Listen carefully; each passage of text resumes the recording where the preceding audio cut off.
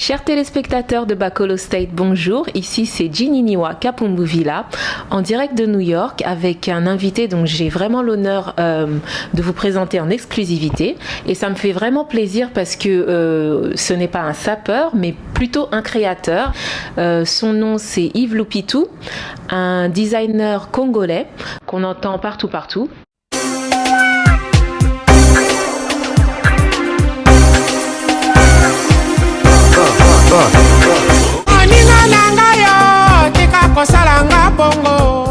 Aujourd'hui, il nous a fait l'honneur de venir et de passer un petit moment avec nous. Donc Yves, bonjour, bonne année. Bonjour. Monsieur Lupitou, tout le monde parle de vous en ce moment. Alors dites-nous qui vous êtes. Et oui, je suis Yves Lupitou, un jeune styliste. Je suis congolais. Bon, avant de faire la mode, j'étais dans le sport, dans le football. Mon père, c'était toujours son souhait que je sois professionnel de foot. Et bon, moi, la mode, ça m'intéressait toujours plus. Mais bon, comme c'est mon père, j'ai su ce qu'il voulait. Mais aujourd'hui, je me retrouve dans la mode. C'est ça que je voulais faire dès que j'étais jeune. Et papa, il est fâché? Non, aujourd'hui, il est fier de moi. Ah, ça fait plaisir. Donc, vous avez grandi au Congo ou en Allemagne? Parce que j'entends un accent. En Allemagne. En Allemagne, d'accord. Et comment ça t'est venu? Comment t'as commencé la mode? J'ai commencé quand j'étais très jeune, avec 10 ans. Je faisais déjà des petits dessins, des petits essais avec des tissus. Pas grand chose, mais c'était déjà quand même des petits pas que je faisais. C'était quoi ton premier vêtement complet? Mon premier vêtement complet, c'était un t-shirt. Tu l'as encore? Oui. Ok, il ressemble à quoi?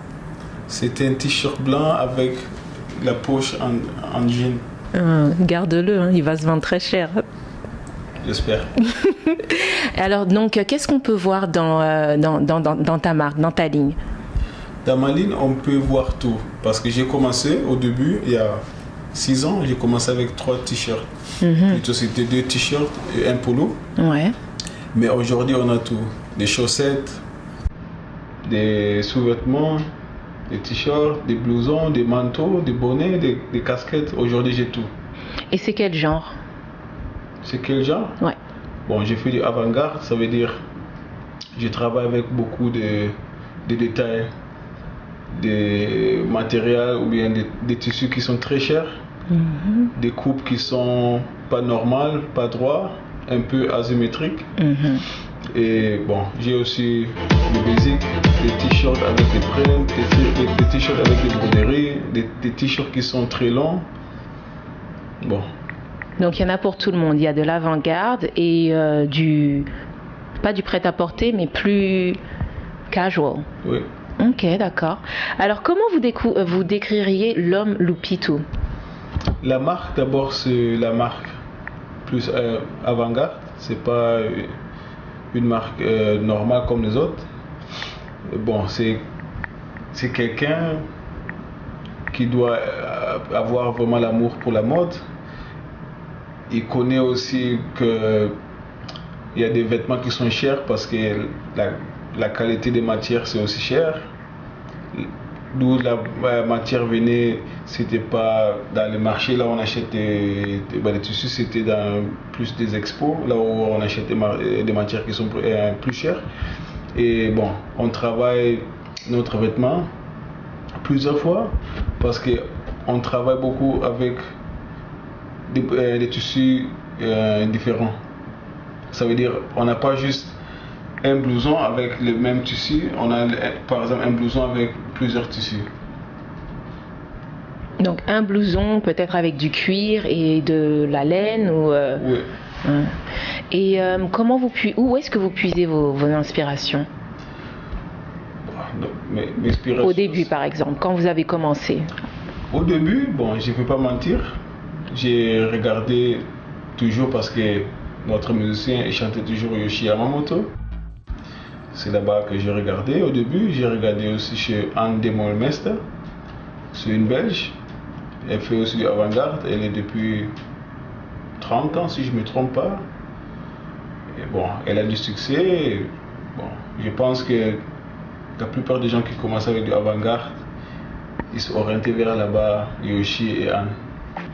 Non, Yoshi, c'est une marque japonaise, mais elle est beaucoup portée par nos sapeurs. Et avec vous, au moins, on a l'occasion d'avoir des sapeurs qui peuvent porter une marque africaine, n'est-ce pas? Oui. Et vous avez fait déjà l'Afrique? Non, pas encore. Mon souhait, c'est de faire un défilé pendant la Fashion Week congolaise. Ce serait bien. À Kinshasa, pour que ça puisse faire ma marque connaître là-bas. Et pour que je puisse aussi gagner des clients. Et la marque, ça puisse aussi gagner un peu la population là-bas. Comment vous espérez que ces sapeurs s'accrochent à vous ou à Lupitou? Donc vous allez arriver là-bas dans une Afrique qui porte, qui aime tout ce qui est, j'ai envie de dire, pas africain. Comment vous allez les convaincre que vous êtes au même pied d'égalité que les autres, en fait? Vous êtes un créateur, un styliste, et que eux aussi, que vous aussi, ils peuvent aussi porter Lupitou. Oui, bon, c'est pour cela, il faut aller là-bas, faire un défilé qui est bien organisé, avec une belle collection, que les gens aussi ils ont les moyens de voir ça avec leurs yeux. Ils peuvent aussi avoir peut-être la chance de toucher, de voir la qualité, pour qu'ils puissent voir, ok, ils travaillent comme les autres, il n'y a pas une différence. Pourquoi toujours porter des autres marques, des autres pays? Je veux aussi être une référence pour notre pays dans la mode. Oui, tout à fait, je suis tout à fait d'accord. Yves Lupitou, on te voit souvent côtoyer des célébrités sportives comme Sergi Baka, Ronaldinho. Quelle est votre collaboration avec eux? On ne peut pas vraiment dire que c'est une collaboration, c'est plus que parce qu'il y a des gens qui l'ont proposé, ma marque, et ils ont apprécié. Après, ça a commencé avec des premiers contacts, si je peux envoyer quelque chose. J'ai envoyé, ils voulaient d'abord toucher la qualité, savoir la matière, si c'est bien travaillé. Bon, à partir de là-bas, ça a été parti.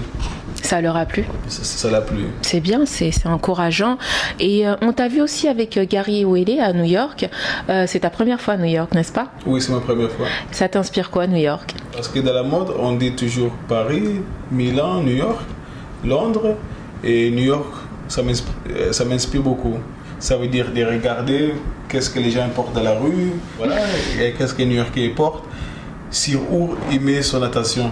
Ça veut dire sur ses baskets, sur sa tête, bonnet, chapeau, je sais pas, ou sur son blouson, ou bien je sais pas. C'est pour ça que je suis ici, pour découvrir qu'est-ce qu'un New Yorkais il porte vraiment. Et so far, qu'est-ce que vous aimez à New York et qu'est-ce que vous n'aimez pas? J'aime à New York plutôt que il n'y a pas de limite. C'est comme à Paris, il n'y a pas de limite. Bon, ce que je vois ici, avec une seule couleur, tu peux voir quelqu'un, il porte de haut jusqu'en bas, une seule couleur, par exemple rouge, par exemple bleu ou vert. Ouais, typique new-yorkais. Ouais. Et vous aimez ça? Oui, j'aime ça. Ouais. Vous travaillez beaucoup avec la couleur, j'ai vu votre collection. Oui, bon, la couleur préférée pour nous, dans notre philosophie, bon, c'est ma philosophie, c'est noir, comme moi-même je suis habillé tout en noir. All black everything. All black everyday, mais dans chaque collection, il y a toujours une main color, il y a toujours une couleur qui brille. Bon, c'est pour cela j'aime quand je vois, il n'y a pas de limite, que tu peux mélanger une seule couleur avec d'autres couleurs. Mais pour l'instant, comment on peut se procurer tes vêtements? Pour le moment, on vend juste aux boutiques notre collection. Nous-mêmes, on ne vend pas en ligne parce qu'on ne veut pas être les concurrents du magasin qui vendent nos vêtements, parce qu'ils ont les moyens de vendre ça dans leur magasin ou dans leur propre online shop. Nous, ce qu'on fait à Paris, parce que maintenant on est à Paris, nous, ce qu'on fait à Paris, on fait juste des pop-up stores. Ça veut dire qu'on reste pendant 1 mois, 2 mois dans un endroit là où on vend, après on arrête. Mais ça donne quand même aux clients des moyens de venir sur place acheter. Sinon, les gens qui nous suivent, qui savent par exemple à New York, à Paris ou bien en Allemagne, ils peuvent trouver ça dans ces magasins ou bien en ligne chez le magasin. D'accord. Donc, 6 mois, les téléspectateurs, ils te connaissent pas. Et maintenant qu'ils s'intéressent à ta marque, comment ils peuvent être au courant des pop-up? Des pop-ups, ils peuvent nous suivre sur Facebook. Donc, tu as un Facebook, on mettra les coordonnées. yveslepitou.com. OK. Ou sur Instagram. OK. Yves Le Pitou. Il y a toujours des informations. Les clients sont toujours up-to-date, comme on dit. Et bon, ils ont aussi les moyens de nous contacter par mail. Si par exemple, on est à Maxfield, ici aux États-Unis, les gens peuvent acheter ça là-bas. Si on est par exemple en Allemagne, à Jade, les gens peuvent taper jade.com ou bien .de, taper la marque Yves Le Pitou, ils cherchent ça, ils peuvent commander ça là-bas. Donc à tout moment, vous êtes disponible quelque part. Donc aujourd'hui, si je vais sur un ordinateur, je tape Yves Le Pitou, là vous êtes disponible où par exemple? Dans plusieurs magasins. Juste pour vous citer, une convention, c'est un magasin de l'Angleterre, de Norwich. D'accord. Juste pour citer, le deuxième c'est en Espagne, à Valence, c'est Concept Store. C'est Victim Store, Concept Store. Ok. Donc c'est du pop-up? Non, c'est pas du pop-up. Okay, c'est le Concept Store qui vend plus de marques avant-garde. Ok, mais c'est génial. Vraiment, regardez vraiment sa collection.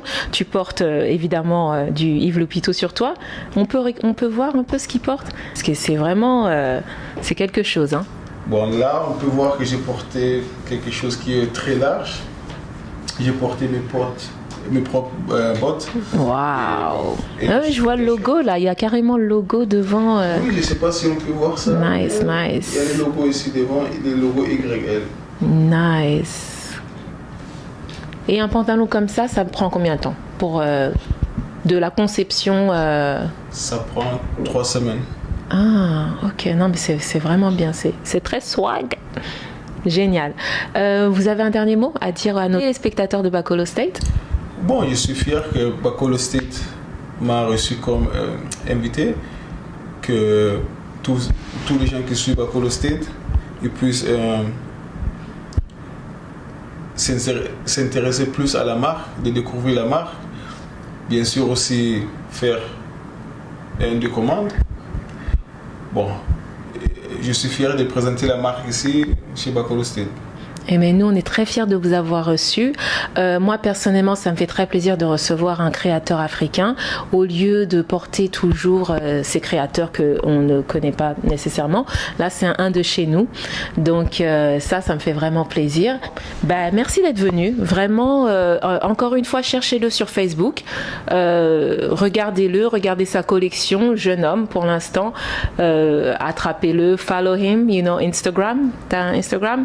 Et puis, comme ça, vous pourrez tout connaître sur lui. Yves Le Pitou, merci. Merci. Bonne année. Merci. Bienvenue à New York. Merci. Chers téléspectateurs, merci de nous avoir suivis. J'ai eu encore l'honneur, en plus d'être la première en 2017, de faire le premier interview pour Bacolo State. So, merci à Gary Iwele.